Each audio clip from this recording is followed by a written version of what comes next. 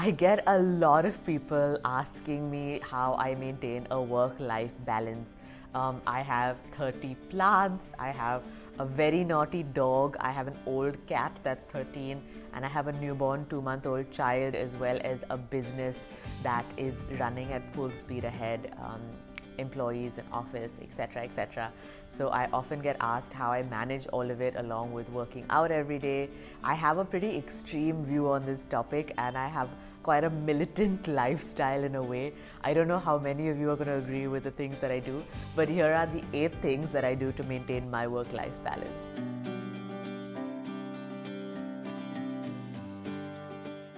The first is that I think it is useless to work on the weekends. I never work on Saturday or Sunday.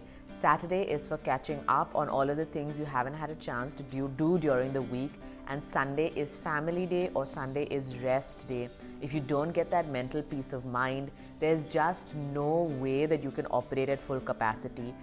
Earlier for my own office, I used to have this horrible mentality where I felt like if I am paying salaries, why would I give them Saturday and Sunday off? Why would I not make them work the extra day of Saturday? So for many years, my office did work on Saturdays until one of my friends told me that that was an idiotic system and people don't actually work harder, they just become lazier when they're put in the office for longer hours.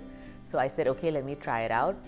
I tried it out, and I cannot tell you how much productivity has increased since we have stopped working on the weekends, because everyone knows between Monday and Friday they have to finish off all of the work because nobody wants to work on the weekend. So it's actually worked as a huge advantage to us. The second point is that I never reply to a work message ever if it is outside of my work hours. So I work Monday to Friday, 10 a.m. to 7 p.m.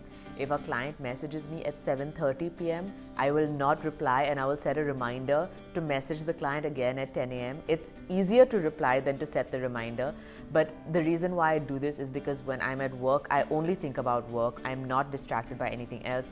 When I'm at home, I do not want to be thinking about work. It's my time to relax and to be at home, and there has to be a clear delineation.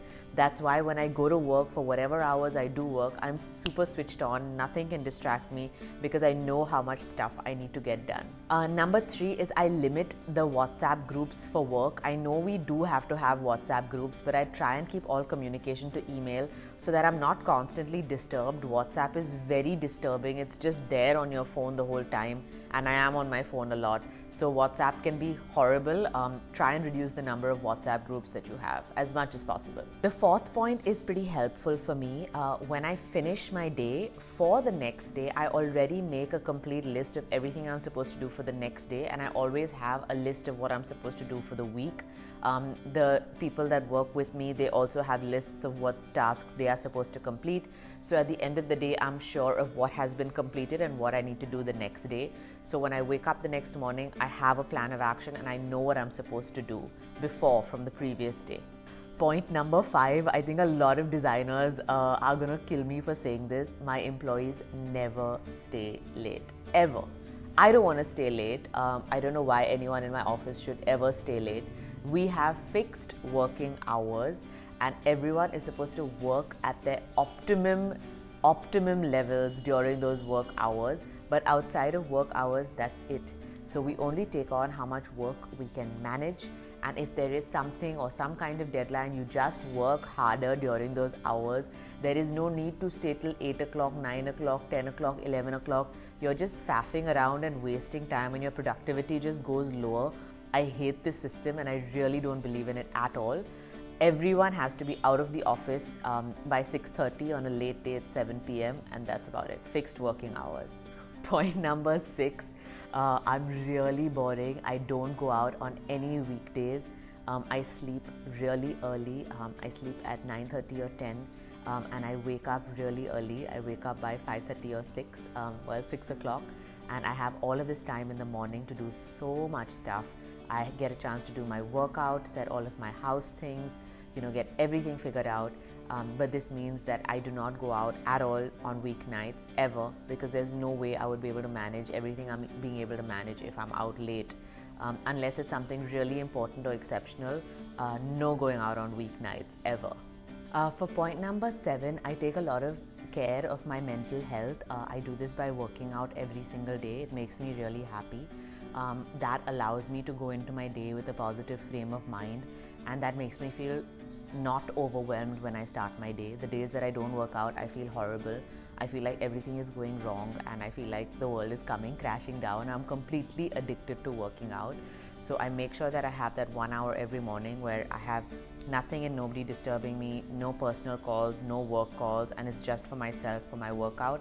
And this really helps me stay sane and stay, completely normal. And finally, point number 8 is that I am the master of delegation, and I have amazing people that are in my life. I have Lily, who manages my entire house.